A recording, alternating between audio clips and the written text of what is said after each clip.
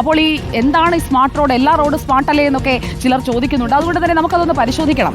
എന്താണ് smart road, smart റോഡുകൾ എവിടെയൊക്കെയാണ് പണിതിരിക്കുന്നത്? ഇപ്പോൾ ഈ തർക്കത്തെക്കുറിച്ച് മാത്രം പറഞ്ഞാൽ പോരല്ലോ, ആ റോഡുകളൊക്കെ നമുക്ക് വാഹനം ഓടിച്ചും നടന്നുമൊക്കെ പോകാനായിട്ടുള്ള നല്ല സ്മാർട്ട് റോഡുകളാണ്. അപ്പോൾ ആ റോഡുകളുടെ വിശദാംശങ്ങളിലേക്ക് നമ്മൾ നമ്മുടെ ഡാറ്റ എക്സ്പ്ലെയിനറിൽ പോവുകയാണ്. രാജ്യത്തെ ഏറ്റവും വലിയ സ്മാർട്ട് റോഡ് ഉൾപ്പെടെ 62 റോഡുകളാണ് നമ്മുടെ സംസ്ഥാനത്ത് ഉള്ളത്.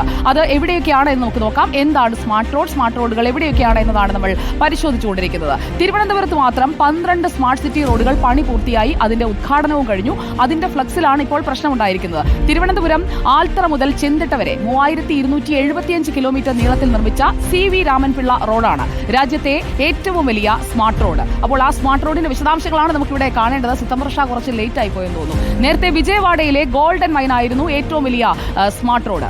അപ്പോൾ ഈ സ്മാർട്ട് റോഡുകളുടെ കാര്യത്തിൽ ഏതൊക്കെ റോഡുകളാണ് ഇപ്പോൾ വിവാദമായിരിക്കുന്നത് എന്നിപ്പോൾ പ്രേക്ഷകർക്ക് മനസ്സിലായി കാണുമല്ലോ. ഇനി അടുത്തതായി പറയേണ്ടത് ക്രെഡിറ്റ് ആർക്കാണ്, ഇത് ആരുടെ പദ്ധതിയാണ് എന്നുള്ളതാണ്. സ്മാർട്ട് സിറ്റി നരേന്ദ്രമോദി സർക്കാർ ആവിഷ്കരിച്ച കേന്ദ്ര പദ്ധതിയാണ്. എന്നാൽ അത് പൂർണ്ണമായും കേന്ദ്ര പദ്ധതിയാണോ? അല്ല. അതുകൊണ്ട് തന്നെ കേന്ദ്ര സർക്കാരും സംസ്ഥാന സർക്കാരും ഒരുപോലെ അവകാശവാദം ഉന്നയിക്കുകയാണ്. സ്മാർട്ട് റോഡിനെ രണ്ട് കൂട്ടരും സ്വന്തം പദ്ധതി എന്ന നിലയിൽ അവതരിപ്പിക്കുകയാണ്. അപ്പോൾ പിന്നെ ഈ വിഹിതത്തിന്റെ കാര്യമോ, കാശ് മുടക്കുന്നത് ആരാണ്? കേന്ദ്രമാണോ സംസ്ഥാനമാണോ? ഈ തുക കേന്ദ്രവും സംസ്ഥാനവും നൽകുന്ന തുക എത്രയാണ്? അതുകൂടി പറഞ്ഞു തരാം. സ്മാർട്ട് റോഡ് പദ്ധതിക്കായി മുഴുവൻ പണവും നൽകുന്നത് കേന്ദ്രമാണോ എന്ന് ചോദിച്ചാൽ അല്ല എന്നാണ് ഔദ്യോഗിക കണക്കുകൾ വ്യക്തമാക്കുന്നത്. കേന്ദ്രവും സംസ്ഥാനവും തുല്യമായിട്ടാണ് ഈ പദ്ധതിക്കായി പണം ചെലവഴിക്കുന്നത്. കേന്ദ്ര സർക്കാരിന്റെ വിഹിതം 32.5%, സംസ്ഥാന സർക്കാരിന്റെ വിഹിതവും 32.5%, അതായത് സമാസമം. സർക്കാരിന്റെ കേന്ദ്ര പദ്ധതിയുടെ ഭാഗമായി 16.9% ചെലവഴിക്കും. തദ്ദേശ സ്ഥാപനത്തിന്റെ വിഹിതം 8.8%, PPP മാതൃകയിൽ 9.3% കണ്ടെത്തുകയും ചെയ്യും.